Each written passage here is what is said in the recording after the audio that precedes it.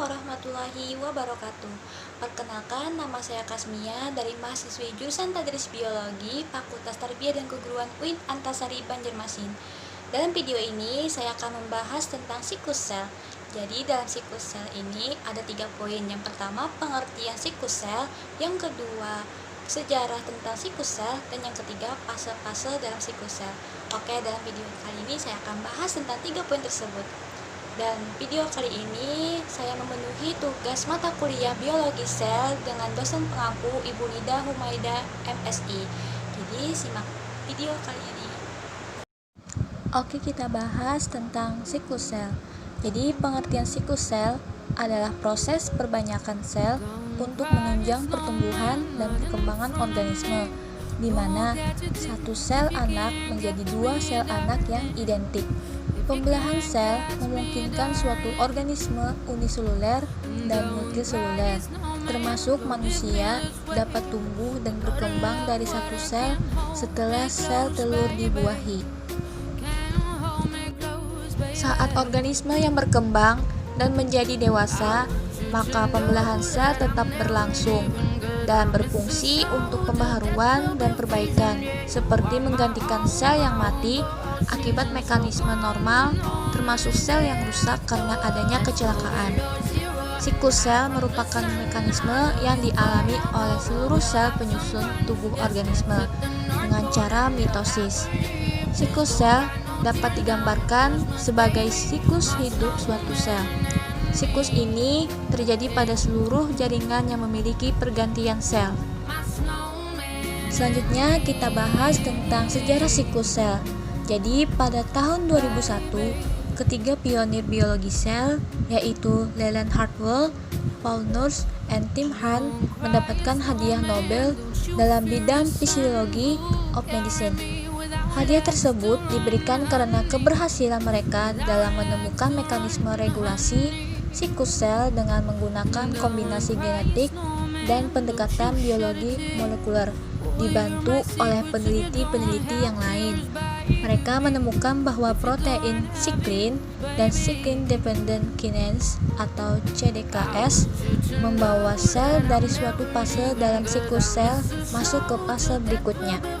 Sebelum tahun 1950, para ahli biologi dan patologi sel hanya mengenal 2 fase dalam siklus sel yang dapat dilihat dengan mikroskop, yaitu interfase dan mitosis.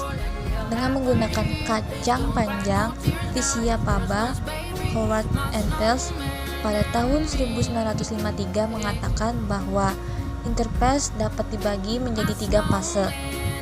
Pada akhir tahun 1960, Hartwell mengenali adanya kekuatan genetik untuk memisahkan siklus sel. Melalui penelitiannya menggunakan sel-sel ragi, ia berhasil mengidentifikasi 100 gen-gen yang terlibat langsung dalam pengaturan siklus sel, yang disebut gen CDC atau Cell Division Cycle. Salah satunya adalah CDC28, yaitu suatu sideka yang mengontrol tahap pertama fase G1 siklus sel, dan karena itu juga disebut start. Selain itu, Hartwell juga menemukan 3 lokasi checkpoint dari siklus sel, sementara Paul Nurse juga melakukan percobaan yang serupa dengan Hartwell, hanya saja menggunakan jenis ragi yang berbeda. Pada pertengahan tahun 1970, Nurse mengidentifikasi gen CDC2 yang berperanan dalam transisi fase G2 menuju M. Kemudian Nurse mengisolasi gen pada manusia dan menemukan sideka yang lalu disebut sideka1. Beliau menunjukkan bahwa aktivasi sideka1 tergantung pada fosforilasi yang reversibel. Setelah itu, beberapa sideka manusia yang berbeda ditemukan. Aktivasi sideka S dibentuk melalui ikatan dengan siklin. Siklin pertama ditemukan oleh Tim Hunt ketika mengikuti kursus fisiologi pada Marine Biological Laboratories di awal tahun 1980. Beliau mengamati adanya suatu protein spesifik yang dihancurkan pada setiap pembelahan sel, namun disintesis kembali di siklus yang berikutnya. Protein tersebut kemudian dikenal sebagai siklik. Kemudian fase-fase siklus sel. Siklus sel dibagi menjadi dua peristiwa, yaitu mitosis atau pembelahan sel dan interphase. Pada fase mitosis yang berlangsung lebih singkat daripada interphase, terjadi pembagian nukleus dan sitoplasma sel. Akibatnya terbentuk dua sel anak. Sementara interphase merupakan interval antara pembelahan selama sel menjalankan fungsinya dan mempersiapkan mitosis. Karena itu, selain terjadi replikasi materi genetik, ukuran dan isi sel juga bertambah. Pada interphase terbagi menjadi 3 fase, yaitu fase G1 atau presintesis, S atau sintesis DNA, dan G2 atau post duplikasi DNA. Namun, sel-sel yang tidak membelah terus-menerus atau sel neuron dan sel otot, aktivitas sel sementara ataupun tetap tidak melalui siklus ini dan tetap dalam fase istirahat, yaitu fase G0.